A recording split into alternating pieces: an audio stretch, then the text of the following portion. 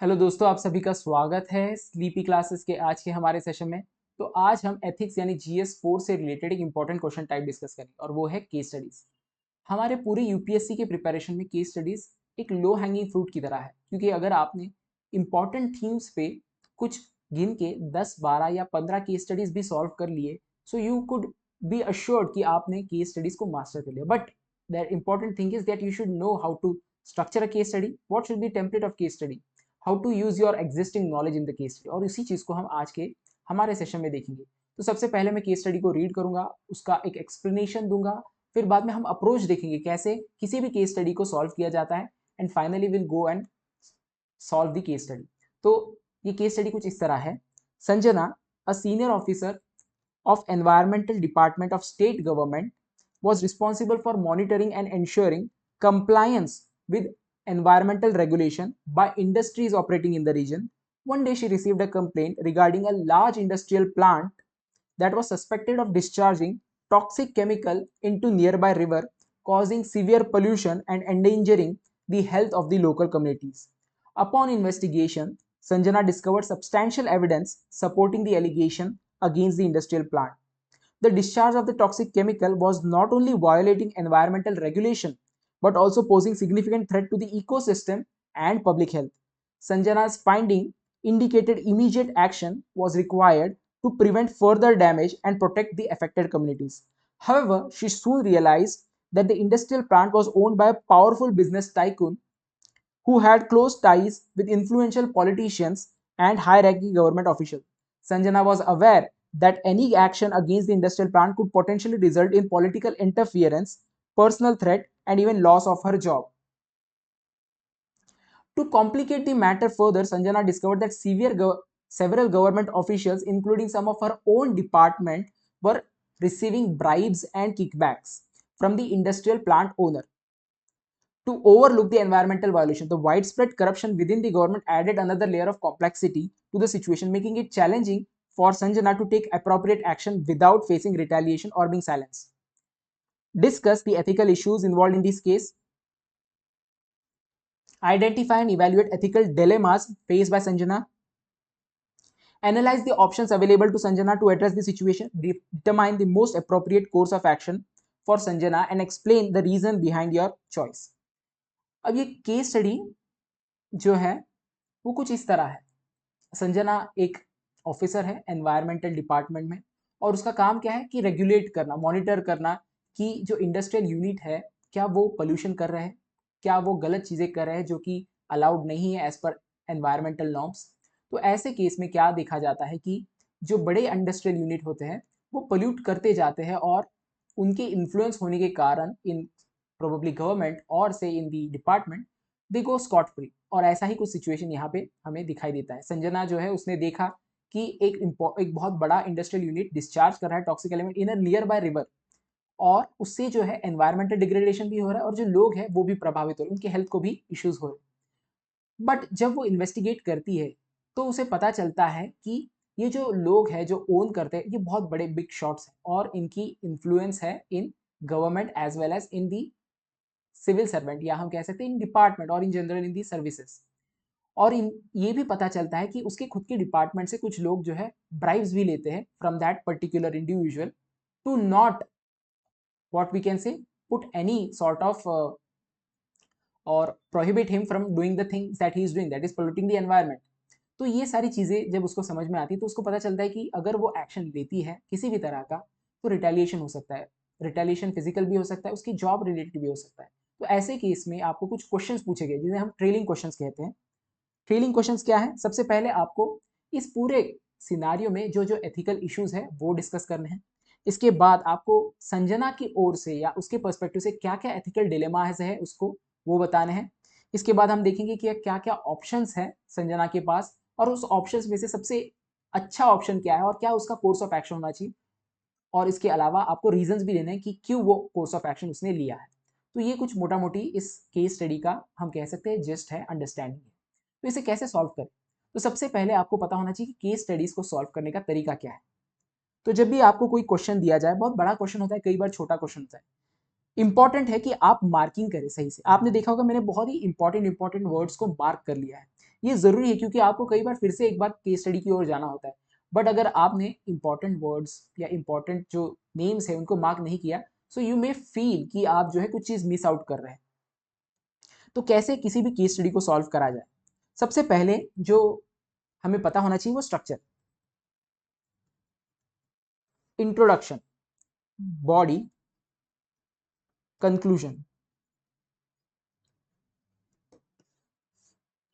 अब इंट्रोडक्शन कैसे किया जाए? किसी भी केस स्टडी का इंट्रोडक्शन बहुत ही सिंपली किया जा सकता है। कई तरीके हैं। एक चीज मैं पहले ही बता दूं कि केस स्टडी सॉल्व करने का कोई एक तरीका नहीं या एक बेस्ट प्रूफ सोल्यूशन भी नहीं है। हर इंडिविजुअल अपने हिसाब से सोचता है और एक कंक्लूजन पे आता है या एक आंसर पे आता है। और कोई भी आंसर सही या गलत नहीं, हाँ उसकी जो वे degree of rightness and wrongness that may vary. तो इंट्रोडक्शन कैसे किया जाए? इंट्रोडक्शन में बहुत ही इजीली आप एक चीज कर सकते हैं। आपने एक बार केस स्टडी पढ़ ली तो उसमें का सबसे इंपॉर्टेंट कोर इशू क्या है उसको आप अंडरलाइन कर लीजिए और उसी को आप वहां पे बता सकते हैं कि ये केस स्टडी किस इशू से डील करती है। क्या ये केस स्टडी किसी एथिकल डिलेमा से डील करती है, या ये केस स्टडी कोई और पर्सपेक्टिव है जो हम एथिक्स में पढ़ते हैं उससे डील करती है। तो जो मेन कोर इशू है उसको आप बहुत ही स्मॉल या जिस्ट में आप उसको इंट्रोड्यूस कर दें। एक या दो लाइन में आप इसे कर सकते हैं। तो इससे क्या होगा कि जो एग्जामिनर उसको पता चल जाएगा कि आपको जो केस स्टडी का कोर इशू है वो समझ में आ गया। तो यहाँ पे कोर इशू क्या दिखाई देता है आपको कि एक तरफ एनवायरमेंटल डिग्रेडेशन हो रहा है और दूसरी तरफ आप जो है आपको रिपरकशन फेस करने पड़ सकते हैं if you go against those people who are doing that environmental degradation. ये दो इंपॉर्टेंट चीजें आपको दिखाई देती है और यही आपकी इस पर्टिकुलर केस स्टडी का कोर है, इशू है। बॉडी में क्या कर सकते हैं? बॉडी में आप जो है इंट्रोडक्शन के बाद तुरंत स्टेक होल्डर्स के बारे में बात कर सकते हैं। स्टेक होल्डर्स कौन होते हैं? ये वो लोग होते हैं जो प्रभावित होते हैं इस पर्टिकुलर सिनारियो से। आप कोई भी डिसीजन लो, हर एक स्टेक होल्डर के ऊपर उसका इंपैक्ट होगा। तो उन स्टेक होल्डर्स को आप एन्यूमरेट करेंगे और एट द सेम टाइम उनके इंटरेस्ट भी बताएंगे। यहाँ पे जो जो स्टेक होल्डर्स हैं उनको हम एन्यूमरेट करेंगे और उनके इंटरेस्ट बताएंगे, यानी what they seek from this particular scenario. इसके बाद आप जो है ये दो चीज हो गई, इंट्रोडक्शन और स्टेक होल्डर। फिर आप ट्रेलिंग क्वेश्चंस पे आएंगे, तुरंत ट्रेलिंग क्वेश्चन। ट्रेलिंग क्वेश्चंस कौन से हैं? जो केस स्टडी के बाद में जो 4 या 3 या 2 जो भी क्वेश्चंस है उसको आप डील करेंगे, उसको डिस्कस करेंगे। और उसके बाद में आप जो है कंक्लूजन पे आएंगे। कंक्लूजन में हम क्या कर सकते हैं? कई तरीके से कंक्लूड किया जा सकता है। एक बहुत ही सिंपलिस्टिक तरीका है कि आपने पूरे उस सिनारियो से क्या इंपॉर्टेंट चीज सीखी, what have you learn, lesson learn. ये चीज आप अंडरलाइन कर सकते हैं उस पर्टिकुलर। ये एक तरीके से क्लोजर देता है टू दी केस स्टडी और द सोल्यूशन। इसके अलावा आप और भी तरीके इस्तेमाल कर सकते हैं। कोई इंपॉर्टेंट कोड जो बहुत ही एप्ट बैठता है उस पर्टिकुलर केस स्टडी पे, वो भी आप इस्तेमाल कर सकते हैं। So let us look at the case study now और the solution, how to go about it. तो यहाँ पे मैंने जैसे कहा इंपॉर्टेंट इशू क्या है, यहाँ पे संजना एक एथिकल डिलेमा में। डिलेमा यानी क्या होता है? डिलेमा एक ऐसी सिचुएशन है जहां पे आपको चॉइस करना पड़ता है। आपके सामने कई सारे ऑप्शन होते हैं बट उन ऑप्शन में से एक पर्टिकुलर ऑप्शन चूज करना बहुत डिफिकल्ट है क्योंकि हर एक ऑप्शन अपने साथ कुछ प्रोज और कॉन्स लेके आता है। और एथिकल डिलेमा ऐसा होता है जहां पे आपने कोई भी ऑप्शन सीख किया या चूज किया बट फिर भी जो दूसरा ऑप्शन है जो आपने फोरगो किया है उससे कुछ ना कुछ बेनिफिट्स होने वाले थे जो आप फोरगो करेंगे। तो ये एक बहुत ही डिफिकल्ट सिचुएशन होता है और हर एक ऑफिसर के सामने आती है। तो ये केस स्टडी क्या हाईलाइट करती है? Ethical dilemma in front of Sanjana who is an officer or senior officer in environment department. She faces a challenge of two things. एक तरफ आपको अपहोल्ड करना है एनवायरमेंटल रेगुलेशन और लोकल कम्युनिटीज के हेल्थ और लाइफ को प्रोटेक्ट करना है, और दूसरी तरफ आपके पर्सनल इश्यूज है, यानी अगर आपने अपनी ड्यूटी फॉलो करी तो आपके ऊपर उसका जो है रिएक्शन हो सकता है, रिपरकशन हो सकता है, या potential repercussion from influential individuals. ये चीज हम यहाँ पे बता सकते हैं। बहुत ही स्वीट और शॉर्ट रखेंगे और जिस्ट में बताएंगे। We won't go into too much details because that we have to unfold in the remaining case study. इसके बाद हम स्टेक होल्डर्स पे आएंगे। स्टेक होल्डर्स कौन है यहाँ पे? तो आपको यहाँ पे प्रायोरिटाइज भी करना है कि जो सबसे इंपॉर्टेंट स्टेक होल्डर है उसको आप पहले लिखेंगे और बाद में जो बाकी के स्टेक होल्डर उन्हें आप लिख सकते हैं। जरूरी नहीं कि ये ऐसा ही करना है बट जैसे जैसे आप प्रैक्टिस करेंगे तो you will get to know कि कौन सा इंपॉर्टेंट स्टेक होल्डर होता है और कौन सा इतना इंपॉर्टेंट नहीं। हालांकि यहाँ पे सारी इंपॉर्टेंट स्टेक होल्डर है। So you can start with yourself Sanjana, who is going to take a decision, because you are going to take a decision, you are going to impact many, because that's why you become an important stakeholder। और उसके interest क्या है? उसका interest कुछ इस तरह है कि उसको अपहोल्ड करना है सबसे पहले रेगुलेशन, उसको प्रोटेक्ट करना है लोगों की हेल्थ को, उसको अपनी पर्सनल सेफ्टी और अपनी जॉब को भी सिक्योर करना है, तो ये भी उसका एक इंटरेस्ट होगा। इसके बाद जो सबसे इंपॉर्टेंट स्टेक होल्डर आते हैं वो लोकल कम्युनिटीज, क्योंकि यही ज्यादा इंपैक्ट हो रहा है because of the toxic effluents. तो इनकी हेल्थ, ये इनका इंटरेस्ट है कि उनका हेल्थ, राइट टू हेल्थ, हमारे यहाँ पे right to health is a fundamental right, it comes into article right to life and personal liberty. इसी में सुप्रीम कोर्ट ने वर्डिक्ट दिया कि राइट टू हेल्थ भी आता है, तो ये राइट टू हेल्थ एक इंपॉर्टेंट चीज है जो उनका इंटरेस्ट है। इसके बाद access to clean water, protection from pollution and environmental stability, because many people may be actually having their life and livelihood from the environment, तो environmental stability is also a very important thing।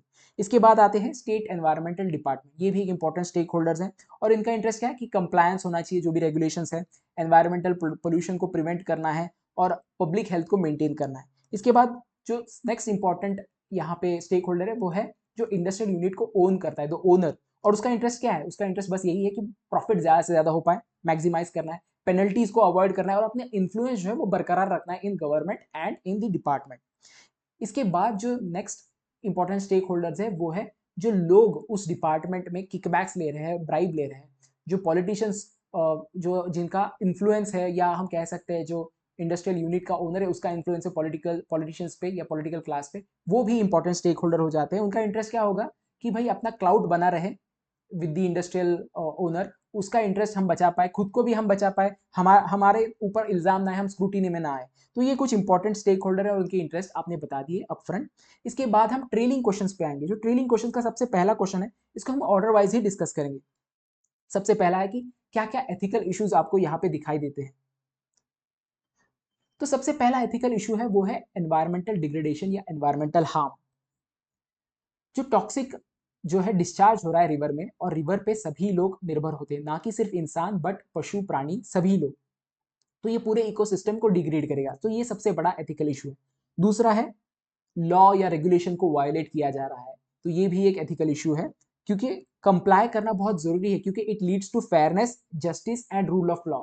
अगर कोई बंदा, अगर हम in general public जो है environmental का ध्यान देते हैं, बट जो बड़े लोग हैं वो एनवायरमेंटल पे ध्यान नहीं, तो कहीं ना कहीं हमारा सिस्टम जो है वो ब्रोकन है, फेयरनेस और जस्टिस नहीं है, और इसी चीज को हमें इंश्योर करना है, मेंटेन करना है। तो violation of regulation is an issue, that is ethical issue. Corruption, of course अगर यहाँ पे क्लियर कट बताया गया कि किकबैक्स लिए जा रहे हैं, सो यू कैन से कि corruption raises the concern about important value system that should be present in the officer and the department which are not, that is integrity, accountability, misuse of public office. अब ये जो words है integrity, accountability, impartiality, fairness, justice, इनको आपको underline करना है, यही words आपके आंसर को एक एथिकल आंसर बनाते हैं। इसके बाद जो इंपॉर्टेंट एथिकल इशू है वो conflict of interest. Conflict of interest क्या होता है? हम सब के पास कुछ ना कुछ इंटरेस्ट होते हैं, मैं पढ़ना चाहता हूँ but at the same time मैं खेलना चाहता हूँ, मैं मूवी देखना चाहता हूँ, ये इंटरेस्ट जब कॉन्फ्लिक्ट करते हैं तो उसे हम कॉन्फ्लिक्ट ऑफ इंटरेस्ट कहते हैं। और यहाँ पे आपको कहाँ पे कॉन्फ्लिक्ट ऑफ इंटरेस्ट दिखाई दे रहा है? In those officers whose first interest and the foremost interest should be to regulate, to see to it that no one is doing wrong. और दूसरा इंटरेस्ट क्या है उनका? Personal interest, they want some money, so these are two conflicting, this is a conflict of interest situation. So ties with plant owner, politician, official, compromise impartiality and fairness. Next important issue है वो है subversion of public interest. जो public interest है, in general जो public interest है, आप इस तरह से देख सकते हैं कि जो एनवायरमेंट है ये एक कॉमन गुड है, और ये जब कॉमन गुड की बात आते हैं तो उसका बेनिफिट सभी को मिलना चाहिए। ऐसा नहीं कि सिर्फ ओनर ही उसका बेनिफिट कर रहा है बट जो आम जनता है वो उससे बेनिफिट नहीं ले, और अगर बर्डन आता है उस कॉमन गुड का तो वो भी इक्वली डिस्ट्रीब्यूट होना चाहिए सभी लोगों में। तो यहाँ पे कहीं ना कहीं जो प्रॉफिट है या जो बेनिफिट है एनवायरमेंट का, वाटर का, वो कौन उठा ले जा रहा है? जो ओनर है। और जो बर्डन है वो कौन ले रहा है? The common public who are facing the issues of health. तो सबवर्जन ऑफ पब्लिक इंटरेस्ट भी हमें यहाँ पे दिखाई देता है। इसके बाद सेकंड ट्रेलिंग क्वेश्चन पे जाएंगे जो था कि क्या क्या एथिकल डिलेमा संजना के सामने। तो दो इंपॉर्टेंट चॉइसेस, जिसमें से एक चॉइस उसको, एक ऑप्शन उसको चूज करना है। तो सबसे पहला है कि उसकी ड्यूटी है at the same time personal repercussion, वो ड्यूटी अगर फॉलो करती है then there could be reactions and repercussions too, so she has to do a tightrope balancing act. एक तो पहले उसको जो है अपनी ड्यूटी फॉलो करनी है, और एट द सेम टाइम ये भी इंश्योर करना है कि वो बेसिकली अपनी सिक्योरिटी मेंटेन रख पाए। और वो कैसे करेगी वो हम आगे देखेंगे। ऐसा ब्लैक एंड व्हाइट नहीं होता, आपको जब भी आप आंसर देते हो तो यू हैव टू इंश्योर कि आप जो है पूरी तरह से किसी एक पक्ष में ना चले जाए। डेफिनेटली अगर कोई सही चीज़ है उसके पक्ष में आपको जाना है, but at the same time आप कुछ ऐसी चीज़ें भी कह सकते हो या नोट डाउन कर सकते हो जो आपको बेनिफिट दे या आपकी जो सेफ्टी एंड सिक्योरिटी है उसको इंश्योर करे। दूसरा इंपॉर्टेंट एथिकल डिलेमा है कि जो पूरे डिपार्टमेंट में करप्शन फैला है उसको उसके ऊपर काम करना है या उसके उसके उसको सुधारने के लिए कुछ करना है, कुछ ना कुछ एक्शन लेना है। और दूसरा है सेल्फ प्रिजर्वेशन, क्योंकि अगर again if you go after those who are the bad apples within your department, you may face the brunt of it because they are part of your department, they make your life hell. So self preservation and corruption, these are two ethical dilemmas she has to deal with, two options and she has to choose one. अब क्या क्या options available है in terms of action that she could take, ये question में पूछा गया है। तो सबसे पहले ऑर्डर कैसी रखनी है, जब भी आपको ऐसा कहा जाए कि ऑप्शंस बताइए क्या क्या ऑप्शन है इस पर्टिकुलर पर्सन के पास, तो ऑर्डर कैसी होगी, पहला जो आपका ऑप्शन होगा वो थोड़ा वीक ऑप्शन होगा, सबसे वीक ऑप्शन होगा रादर। इसके बाद स्ट्रॉन्ग और लास्ट में ऐसा होगा जो आप ऑप्ट करेंगे, यानी जो आप फॉलो करेंगे। ये क्यों करना है, क्योंकि जो एग्जामिनर है that examiner does not has to go back to the page and see उसका फर्स्ट ऑप्शन क्या था, that should be in chronological order. जो वो लास्ट ऑप्शन होगा वही आपका ऑप्शन होगा जो आप चूज करेंगे और उसके ऊपर काम करेंगे, और एग्जामिनर के लिए भी हेल्पफुल है और ये एक अच्छा एक स्ट्रक्चर भी देता है, एक फ्लो भी देता है। तो पहला ऑप्शन क्या है, सबसे वीक ऑप्शन क्या है, do nothing, give in to the pressure and take no action. अब इसके आपको प्रोज एंड कॉन्स भी बताने होंगे। तो सबसे बड़ा प्रो क्या है इसका, कि आपकी जॉब पे कोई इश्यू नहीं होगा, आपके हेल्थ एंड सेफ्टी पे कोई इश्यू नहीं होगा, avoiding personal cost and loss of job. कौन क्या है इसका, सबसे बड़ा कौन है कि आप अपनी ड्यूटी के अगेंस्ट जा रहे हैं, एक्सक्यूज मी, आप रेगुलेशंस को वायलेट होने से जो है बचा नहीं रहे, आपने एनवायरमेंटल जो डिग्रेडेशन है, एनवायरमेंटल जो इश्यूज है उसको बढ़ने दिया, आपने उसको अरेस्ट नहीं किया, उस एनवायरमेंटल डिग्रेडेशन को प्रोटेक्ट नहीं किया। एंड लास्टली आपके ऊपर एक्शन भी हो सकता है, ऐसा नहीं है कि आपने एक बार छोड़ दिया चीजें यानी आपने नजरअंदाज कर दी तो आपके ऊपर एक्शन नहीं होगा, क्योंकि ये आपके परव्यू में है और आपने उसको ध्यान नहीं दिया तो नेग्लिजेंस का आपके ऊपर इल्जाम लग सकता है आगे जाके और आपके ऊपर कार्रवाई हो सकती है। तो ये कौन है, दूसरा है ऑप्शन 2,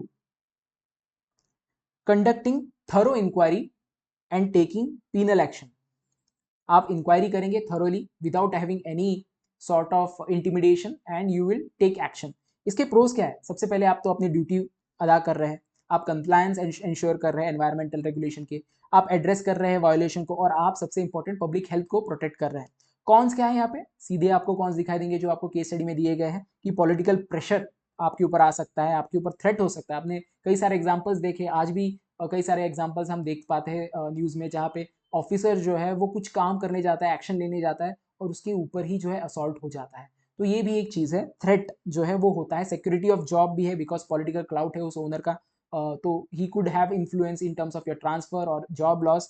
सिक्योरिटी इशू है, सबसे इंपॉर्टेंट है, it requires enormous courage which is not very easily available, आपको वो जुटाना पड़ता है सिचुएशन में, you have to show the strength and mettle. Option 3 क्या है, ये ऑप्शन ऐसा होगा, ये जो फाइनल ऑप्शन है इसमें आप थोड़ा बैलेंसिंग करें, definitely you are going to go with the duty but at the same time you will make sure कि how you will be able to do that duty in a less risky situation और less being in a less risky position और being less vulnerable. तो सबसे पहले आप inquiry conduct करेंगे but at the same time you will take guidance from some individual, some seniors. ऐसा तो नहीं होगा कि सारे के सारे बैड एप्पल है आपके डिपार्टमेंट में, कुछ ना कुछ ऐसे अपराइट ऑफिसर होंगे, उनको आप कॉन्फिडेंस में लोगे तो वो आपको हेल्प भी करेंगे। You need some support system whenever you are taking any action. So you will conduct inquiry and you will take guidance from trustworthy or seniors. At the same time, you will take some actions which will help to mitigate risk of personal repercussion. ये भी actions लेने पड़ेंगे। तो अब यहाँ पे हमने पूरा डिटेल में नहीं बताया ऑप्शन 3 में, क्योंकि आगे जाके जब हम कहेंगे कि हम ऑप्शन 3 चूज कर रहे हैं तो और क्या एक्शन लेने वाले हैं उस समय हम इसे और थोड़ा एलाबोरेट कर सकते हैं। तो इसे ऑप्शन 3 हमने बता दिया और उसके प्रोज क्या है, अब तो ड्यूटी फुलफिल कर रहे हैं, you are taking action against the pollutant, building support system, mitigating or what we can say repercussions, interference। Cons में क्या है, सबसे इंपॉर्टेंट कौन यहाँ पे क्या है कि आप जो है रिलाय कर रहे हैं लोगों के ऊपर और कोऑपरेशन के लिए, बट कई बार ऐसा होता है कि आप रिलाय करते हैं बट आपको वो सपोर्ट मिलता नहीं, so that could be one con, you are not sure of whether you will get the cooperation of the other colleagues or the seniors। दूसरा इंपॉर्टेंट इशू यहाँ पे दिखाई देता है वो है कि आपने जब डिपार्टमेंट में एक साइड ले ली है, there are two sides now, एक आपने एक साइड ली है, तो डिपार्टमेंट में कंफ्लिक्ट हो सकता है, पॉलिटिक्स शुरू हो सकती है, तो ये भी एक उसका कौन हो सकता है। अब कोर्स ऑफ एक्शन पूछा गया कि आप कौन सा चूज करेंगे, तो सबसे पहले आपको बताना होगा कि I will be choosing option 3। और अगर आपका सेकंड पेज है, यानी आपने पेज टर्न कर लिया और वहां पे आप लिख रहे हो ऑप्शन 3, तो आप ऑप्शन 3 भी यहाँ पे लिख दोगे कि क्या ऑप्शन 3 है। You don't want your examiner to turn page and go back what is option 3। Short में लिखेंगे definitely you will choose option 3 and follow this course of action. आपको कोर्स ऑफ एक्शन बताना होगा कि क्या एक्शन का course होगा। सबसे पहले आप एक इंक्वायरी कंडक्ट करेंगे, क्योंकि आप सपोर्ट किसी से मांगने जाते हैं तो ऐसे ही आप जाके सपोर्ट नहीं मांग सकते, आपके पास कुछ एविडेंस होना चाहिए। So you will conduct an inquiry, gather evidence of violation and risk to public health, then you will go back to your seniors and you will go back to only those seniors who are upright, उनका कोई track record है। कई सारे हमारे यहाँ bureaucrats जिनका track record बहुत ही अच्छा है कि वो बहुत सही काम कर रहे हैं, तो ऐसे कुछ गिने चुने लोग हैं, उनको आप सपोर्ट में लेंगे, उनका सपोर्ट लेंगे, उनसे गाइडेंस लेंगे, और फिर जो है you will be able to navigate the challenges in front of you. इसके बाद आप रिपोर्ट करेंगे अपनी फाइंडिंग्स, जो भी आपने एविडेंस ढूंढा है, to the higher authority and anti corruption. अगर डिपार्टमेंट में एंटी करप्शन एक टीम है, विजिलेंस टीम है, वहां पे भी आप जो है अपनी फाइंडिंग्स देंगे इन terms of what kickbacks and corruption is happening. Eight the same time जो भी रेगुलेशन रिलेटेड इश्यूज है वो भी आप जो है अपने सीनियर्स को देंगे।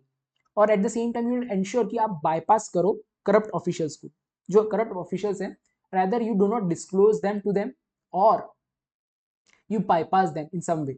तो ये एक चीज की जा सकती है। सबसे पहले आप रिपोर्ट करेंगे अथॉरिटीज को, एंटी करप्शन एजेंसीज को, और बाईपास करेंगे दोज बैड एप्पल्स। इसके अलावा आप एक और चीज कर सकते हैं अपनी पोजीशन को बचाने के लिए, आप सिविल सोसाइटीज को जो है वो एंगेज कर सकते हैं।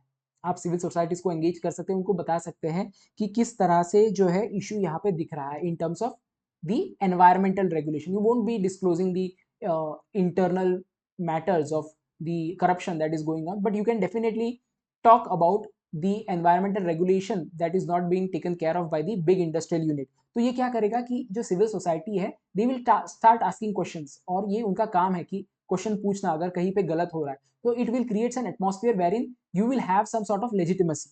तो engage civil society organization for influence awareness and mitigating interference. सबसे इंपॉर्टेंट चीज है, जब भी आप कोई कार्रवाई करें तो आप अपने साथ प्रोटेक्शन और प्रोटेक्टिव मेजर्स रखें। यानी अगर आप अकेले जा रहे हो कहीं पे तो ना करें वैसा चीज, आप अपने साथ कुछ पुलिस पर्सनल लेके जाए जब भी आप कोई इंक्वायरी करते हैं, इन्वेस्टिगेशन करते हैं, छापा मारते हैं। Ensure personal protection through safety measures. इसके अलावा डॉक्यूमेंटेशन बहुत इंपॉर्टेंट है। जब भी आप कोई भी काम करते हैं और आपको लग रहा है कि आगे जाके मेरे पे प्रॉब्लम आ सकती है, तो हर चीज का डॉक्यूमेंटेशन रखना है। और अगर कोई विसल ब्लोइंग प्रोविजन है, जैसे हमारे पास विसल ब्लोइंग एक्ट 2014 है, उसकी जो प्रोविजन है उसका इस्तेमाल करें। और अल्टीमेटली लीगल काउंसिल, अगर आपके ऊपर कोई कार्रवाई होती है तो लीगल काउंसिल आपके पास होना चाहिए जिससे आप हेल्प ले सके इन terms of understanding the legalities of the situation. तो ये कोर्स ऑफ एक्शन होगा। इसके बाद आपको बताया गया है या पूछा गया है कि आपके रीजंस क्या है, why you chose these actions. So first of all you will say I chose option 3, why, because I want to balance here of my duty to uphold regulation, protect health of the people, and at the same time ensure that my life and my safety is taken care of। and जो हम कहते हैं ना कि a tight rope that you have to walk through, वो चीज हम यहाँ पे कर रहे हैं। तो ये अलाउ करेगा हमें to address the other issues, that is environmental violation, promoting transparency, seeking justice for the affected community, and minimizing the risk associated with political interference and corruption। तो इस तरह से आपने जो है रीजन भी दे दिया क्यों आप ऑप्शन 3 चूज कर रहे हैं। फाइनली कंक्लूजन में मैंने जैसे कहा था कि एक हम कह सकते हैं क्लोजर देना है हमें, तो कैसे दिया जा सकता है। एक तो है कि आप क्या लर्न करते हो इस पर्टिकुलर पूरे सिनेरियो से, क्या इंपॉर्टेंट चीज जो आप सीखते हो वो आप बता सकते हो। तो यहाँ पे आप क्या सीख रहे हो कि ऐसे टफ सिचुएशन में इंडिविजुअल की इंटीग्रिटी बहुत इंपॉर्टेंट है, कि आप बकल नहीं कर रहे हैं, आप जो है कैसे भी सिचुएशन में अपराइट हो, वो बहुत इंपॉर्टेंट है। So this case study emphasise importance of individual with integrity and need for systemic reform. Systemic reform होना चाहिए क्योंकि यहाँ पे करप्शन बताया गया है इन दी होल डिपार्टमेंट। और ये चीज आप कब कर सकते हो, ये कोई भी चीज अगर आपको करनी है, बड़ा चैलेंज आपको एक्सेप्ट करना और उसके साथ आपको जाना है, तो you need collective efforts. Collective efforts होना चाहिए। Definitely we have tried to do cooperation with the other seniors who are upright people as well as civil societies, so that ultimately we ensure that we uphold rule of law and safeguard citizens wellbeing. तो इस तरह से आप इसे conclude कर सकते हैं। आप देख सकते हैं बहुत ही एप्ट कंक्लूजन है, जहाँ पे हमने कुछ वे फॉरवर्ड भी बता दिया है एक तरीके से। तो ये एक मोटा मोटी तरीका है केस स्टडी सॉल्व करने का। मैं एक बार फिर से आपको रिवाइज करा दूं हमने कैसे इसे सॉल्व किया है, सो दैट जो टेम्पलेट है at least you can take that with this session. तो एक केस स्टडी दी जाएगी, आपको कुछ ट्रेलिंग क्वेश्चंस होंगे। तो आप केस स्टडी स्टार्ट करते समय इंट्रोडक्शन में आप क्या कर सकते हो, एक जो उसका कोर इशू है, जिस्ट है इस पर्टिकुलर केस स्टडी का, उसे आप स्टार्ट कर सकते हो। इसके बाद स्टेक होल्डर्स बताएंगे, उनके इंटरेस्ट बताएंगे। बाद में जो ट्रेलिंग क्वेश्चन है उसे बारी बारी सॉल्व करेंगे। तो यहाँ पे एथिकल इश्यूज पूछे गए थे, तो एथिकल इश्यूज जो है बेसिकली इश्यूज ही होते हैं, तो उन इश्यूज को आप बताएंगे। इसके बाद एथिकल डिलेमा पूछा गया तो वो डिलेमा बताएंगे। ऑप्शंस पूछे गए, ऑप्शंस बताएंगे, उसके प्रोस कॉन्स। ऑप्शंस भी आप प्रायोरिटाइज करेंगे, यानी जो वीक ऑप्शन है वो पहले और जो स्ट्रॉन्ग ऑप्शन है वो आखिर में, और उस ऑप्शन को चूज करेंगे, उसके पीछे के रीजंस बताएंगे। अगर आपको कोर्स ऑफ एक्शन भी बताया गया है तो वो भी बताएंगे आप, और उसमें आप डिटेलिंग कर सकते हैं कि क्या कोर्स ऑफ एक्शन हो सकते हैं। और कंक्लूजन में as I told you can show what you have learn from this case study, और आप वे फॉरवर्ड भी दे सकते हो। इसके अलावा आप जो है कोई कोट भी इस्तेमाल कर सकते हो किसी बड़े रिफॉर्मर का, थिंकर का, जो बहुत ही एप्ट है इस पर्टिकुलर केस स्टडी के लिए। तो ये इस तरह से आप केस स्टडी सॉल्व कर सकते हैं। सो मूविंग फॉरवर्ड आपको कुछ चीज़ें बता दूं। अगर आप 2023 का मेंस जो है वो दे रहे हो इस साल, तो आपके लिए हमने एक बहुत ही इंपॉर्टेंट, बहुत ही अच्छा, बहुत ही अफोर्डेबल कोर्स लाया है, जो है स्पेशल प्रायोरिटी ग्रुप। अब ये क्या है, बेसिकली यहाँ पे आपको क्रैश कोर्स और टेस्ट सीरीज दोनों चीजें प्रोवाइड की जा रही है। क्रैश कोर्स यानी आपके जो सिलेबस है उसमें इंपॉर्टेंट थीम्स होते हैं, और उन थीम्स के जो क्वेश्चंस हैं वो हम यहाँ पे सॉल्व करेंगे। तो हर सेशन में 5 से ज्यादा क्वेश्चन सॉल्व करेंगे, तो बेसिकली आपके थीम सारे कवर हो जाएंगे। एट द सेम टाइम आपका जो है आंसर राइटिंग प्रैक्टिस भी होगा। Q&A फॉर्मेट में सब चीजें पढ़ाई जाएंगी। इसके अलावा सेक्शनल टेस्ट भी होंगे, फुल लेंथ टेस्ट भी होंगे। 12 टेस्ट है, उसमें से 8 सेक्शनल और 4 फुल लेंथ टेस्ट होंगे। अब बाकी की डिटेल्स यहाँ पे देख सकते हो। डेडिकेटेड टेलीग्राम ग्रुप है, master class for essay and ethics हैं, लाइव डिस्कशन होने वाला है सब कुछ। तो you can check it out, और अगर आपको और इन्फॉर्मेशन चाहिए you can call on the our number. Second important चीज, अगर आप चाहते हो कि इंडिविजुअल कोई आपका सब्जेक्ट जो है वो आपको उस पर काम करना है, तो वो भी है हमारे पास। GS1, GS2, GS3, GS4 at a very affordable price. So you can look into this and you can opt for one of these if you really need it. और बाकी की डिटेल्स आप कॉल करके पूछ सकते हैं हमारे टोल फ्री नंबर पर। That's it. Thank you for this and keep preparing.